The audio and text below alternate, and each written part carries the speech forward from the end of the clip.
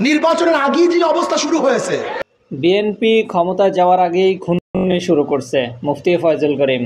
ইসলামী আন্দোলন বাংলাদেশের সিনিয়র নায়েবে আমির মুফতি সৈয়দ মোহাম্মদ ফয়জুল করিম বলেছেন, বিএনপি ক্ষমতায় যাওয়ার আগেই খুন শুরু করছে। নিজেরা নিজেদের মধ্যে খুন, যারা নিজেদের লোককে হত্যা করে সেই দল ক্ষমতায় গেলে দেশের মানুষ কিভাবে নিরাপদে থাকবে। বৃহস্পতিবার বিকালে মুন্সিগঞ্জ শহরের পুরাতন কাচারি এলাকার ডিসি পার্ক সংলগ্ন প্রধান সড়কে ইসলামী আন্দোলন জেলা শাখার উদ্যোগে আয়োজিত গণসমাবেশে তিনি এ মন্তব্য করেন। তিনি বলেন, বিগত সময়ে দেশের মানুষ বিএনপি ও আওয়ামী লীগ দুই দলকেই ক্ষমতায় বসিয়েছে, কিন্তু তারা বারবার ব্যর্থ হয়েছে।